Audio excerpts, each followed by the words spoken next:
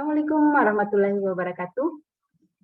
Video ini adalah video pembelajaran sederhana yang merupakan tugas dari salah satu pemateri di pelatihan Applied Approach atau AA yang diselenggarakan di Untirta dari tanggal 20 sampai dengan 26 Agustus 2021.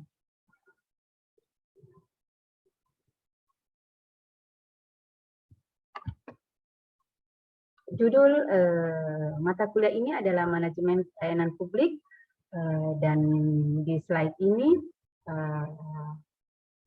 saya tampilkan sangat sederhana karena ini adalah cuma pengantar, materi pengantar untuk mata kuliah Manajemen Pelayanan Publik. Jadi sebelum kita bahas lebih lanjut tentang segala aspek tentang manajemen pelayanan publik, maka sebelumnya kita mengulik atau memahami dulu lebih mendalam tentang perbedaan antara sektor publik dan sektor swasta atau ranah publik atau ranah swasta.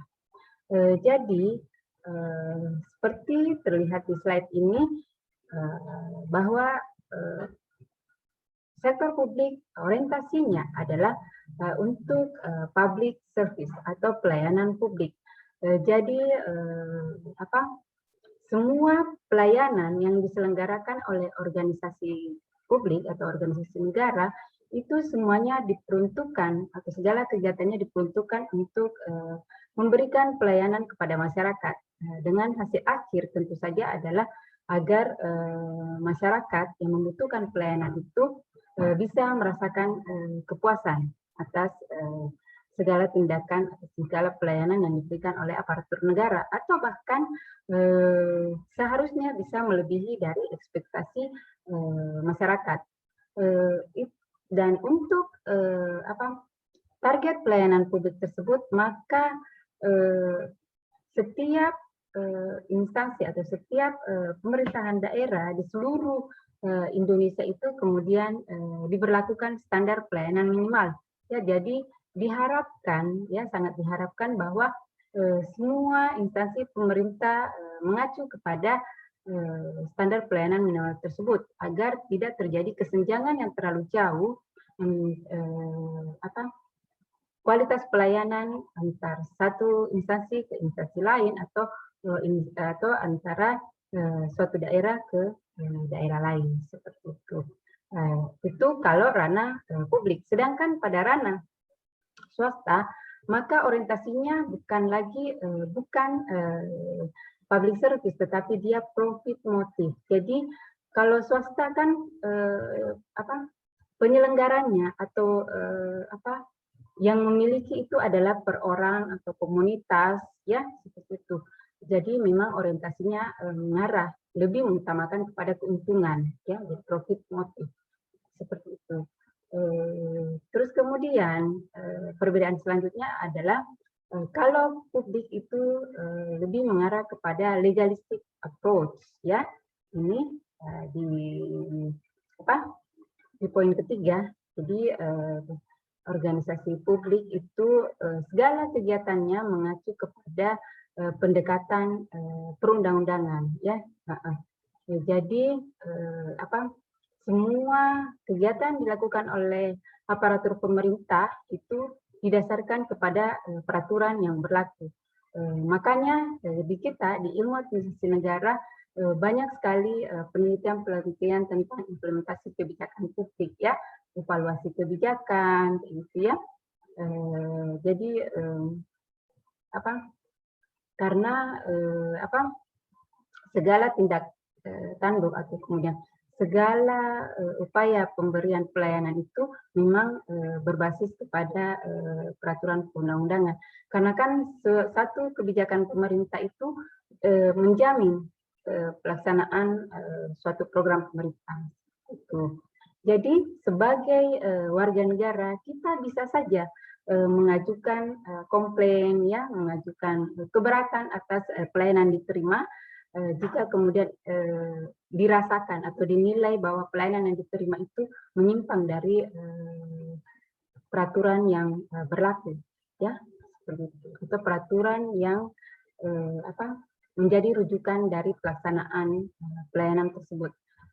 Terus untuk sektor swasta tidak sangat terikat dengan ketentuan yang telah ditetapkan.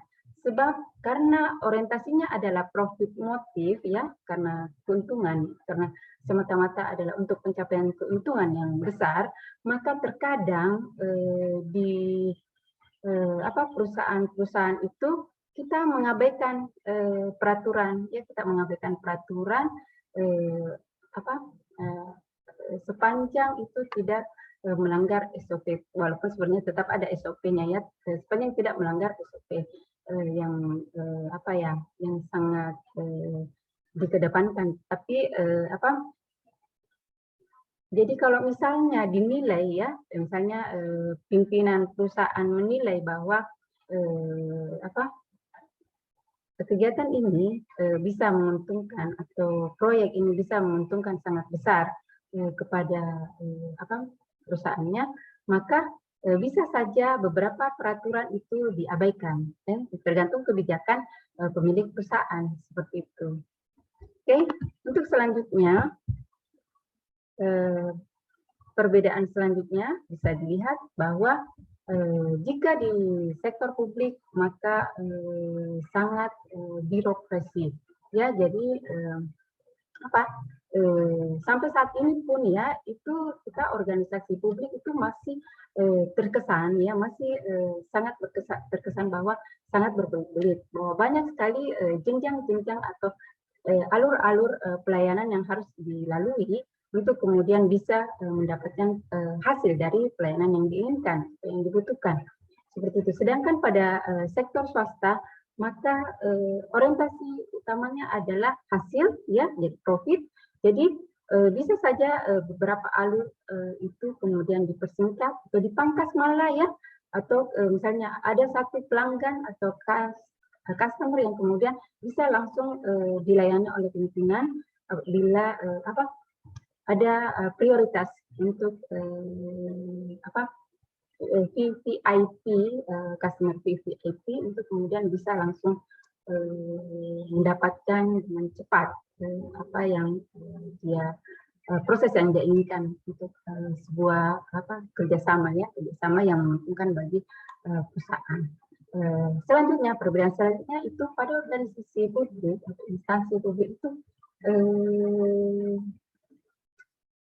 dia inefisien, dikenal sebagai kinerja itu inefisien karena banyak hal yang sudah banyak yang terlihat bahwa atau bukti-bukti yang terlihat bahwa organisasi publik itu inefisien karena mungkin kinerja tidak aparatur negara atau aparatur negara pada suatu institusi itu tidak berkinerja dengan baik sehingga menghasilkan inefisien. Misalnya bisa terlihat dari banyaknya penyediaan infrastruktur, ya, infrastruktur yang kemudian didanai oleh pemerintah, ya, diperadakan infrastruktur itu, tetapi kemudian terabaikan, tidak dimanfaatkan sebagaimana mestinya dan tidak mendatangkan manfaat bagi masyarakat, seperti itu. Dan inefisien pun juga sering kita lihat, ya, kalau kita datang ke sebuah instansi penyelenggara pelayanan publik itu beberapa aparatur itu bekerja dengan tidak sangat produktif, ya, seperti itu. Terus selanjutnya, kalau organisasi swasta itu sangat efisien karena kan orientasinya untuk mendapatkan keuntungan. Jadi setiap pegawai swasta itu dia sangat termotivasi untuk setiap harinya bekerja, karena biasa juga ada perusahaan yang menuntut setiap pegawai ada batas minimal pencapaian targetnya. Ada yang per hari, ya, ada yang per bulan itu. Dan biasanya di perusahaan swasta apabila dalam sebulan itu kan ada target keuntungan yang harus dicapai, ada rentang nominal yang harus mereka wujudkan. Maka jika itu dicapai, pihak perusahaan akan memberikan reward, misalnya berupa bonus gaji yang mungkin lebih besar dari gaji per bulannya sendiri. Nah, itu menjadi motivasi tersendiri bagi pegawai untuk bekerja. Terus selanjutnya, perbedaan selanjutnya ada no competition. Ini sudah sangat diketahui bahwa kalau organisasi publik itu tidak ada saingan untuk mereka, ya, karena bisa dilihat contohnya penyediaan KTP, pelayanan KTP cuma disediakan oleh Dukcapil, ya, cuma disediakan oleh instansi pemerintah swasta. Walaupun mungkin ada nantinya itu tidak akan diakui, maksudnya. Jadi itu intinya bahwa di pelayanan yang disediakan oleh negara dan itu bersifat dokumen resmi dan untuk warga negaranya itu tidak kemudian disediakan di swasta. Beberapa dokumen-dokumen resmi, KTP, dan lain-lain sebagainya, administratif lainnya itu memang menjadi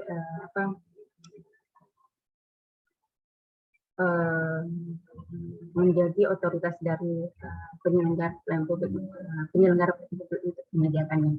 Terus kalau swasta itu pre-competition, ya, karena pre-competition ini pun itulah yang kemudian menjadi salah satu motivasi tersendiri bagi para pegawai di sektor swasta untuk kemudian bisa memberikan kinerja yang lebih baik. Tapi kan karena orientasinya untuk keuntungan, maka kalau free competition itu maka banyak pesaing-pesaingnya, banyak. Jadi orang jika satu perusahaan itu tidak memberikan pelayanan yang baik, maka bisa saja pelanggannya kemudian berpindah ke perusahaan-perusahaan lainnya. Jadi perusahaan itu harus kemudian berkinerja baik agar bisa mempertahankan pelanggannya. Terus kemudian perbedaan selanjutnya adalah social welfare atau kesejahteraan sosial, ya. Ini sudah sangat dipahami bahwa kalau ranah publik memang tujuan utamanya adalah mensejahterakan masyarakat, ya. Jadi masyarakat itu menjadi target pelayanan yang harus yang harus dipenuhi segala kebutuhannya, segala kebutuhan atau segala pelayanan yang warga negara inginkan, seperti itu. Jadi memang kesejahteraan masyarakat menjadi utama, ya. Jadi negara berkewajiban untuk memenuhi hal itu, seperti itu, ya. Terus selanjutnya kalau di ranah swasta itu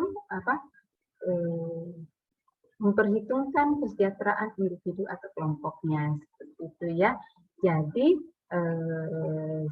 walaupun secara poin utama dari ranah swasta itu untuk memperoleh keuntungan, ya, tetapi agar perusahaan itu konsisten untuk memberikan konsisten untuk memberikan atau meraih pencapaian targetnya, maka yang harus diutamakan adalah bagaimana mensejahterakan para pegawainya atau kelompoknya atau komunitasnya, ya, karena kan mereka yang harus berjuang, ya, untuk kemudian mencapai target target keuntungan yang semaksimal mungkin setiap bulan atau setiap tahunnya, seperti itu. Itu lah perbedaan sektor swasta dengan sektor publik. Terus selanjutnya ini adalah pengertian pelayanan publik. Jadi menurut Kamus Besar Bahasa Indonesia bahwa istilah pelayanan berasal dari kata layan yang artinya membantu, menyiapkan, mengurus segala apa yang diperlukan orang lain untuk perbuatan melayani. Jadi kalau kita merujuk kepada Kamus Besar Bahasa Indonesia ini, maka pelayanan itu bahwa pelayanan itu memang poin utamanya mengarah kepada keberadaan seseorang untuk menyediakan segala keperluan atau kebutuhan dari orang yang dilayani. Seperti itu. Terus jika kemudian kita baca ini ya, Undang-Undang Nomor 25 Tahun 2009, bahwa pelayanan publik adalah kegiatan atau rangkaian kegiatan dalam rangka pemenuhan kebutuhan pelayanan sesuai dengan peraturan perundang-undangan bagi setiap warga negara dan penduduk atas barang, jasa, dan atau pelayanan administrasi yang disediakan oleh penyelenggara pelayanan publik. Ya.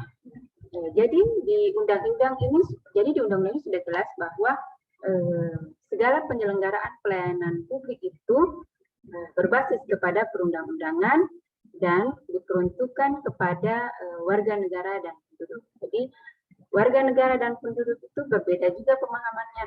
Jadi warga negara adalah orang-orang yang secara resmi atau secara secara perundangan itu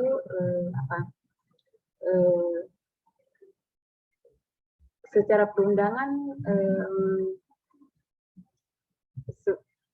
berada di atau menetap di suatu wilayah atau di dalam negara tersebut, ya, seperti itu.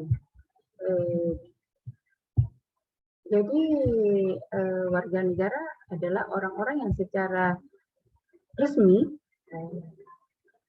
tinggal di suatu wilayah, sedangkan penduduk adalah orang-orang yang berada di suatu wilayah atau di suatu negara tetapi tidak memiliki keinginan untuk menetap.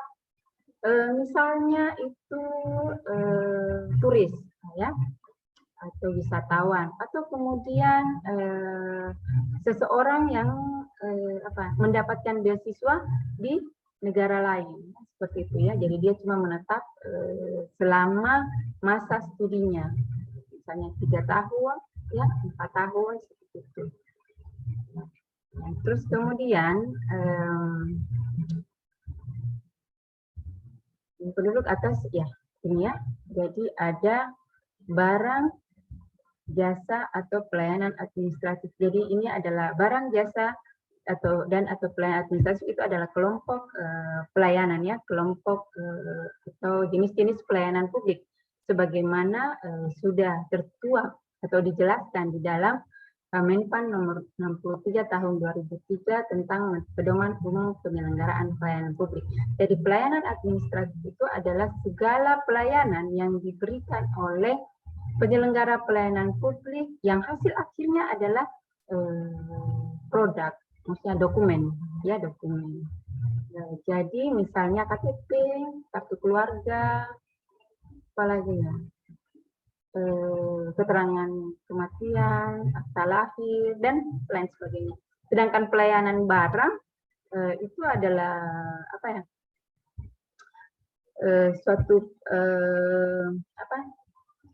pelayanan yang kemudian bisa menghasilkan berbagai bentuk atau jenis barang untuk keperluan umum seperti listrik, ya, air bersih. Jadi namanya pelayanan barang itu masyarakat mendapatkan barang, ya, mendapatkan barang yang bisa dimanfaatkan untuk kehidupannya, seperti itu, ya. Sedangkan pelayanan jasa itu adalah pelayanan yang yang berupa transportasi, ya, bisa berupa transportasi transportasi, terus pelayanan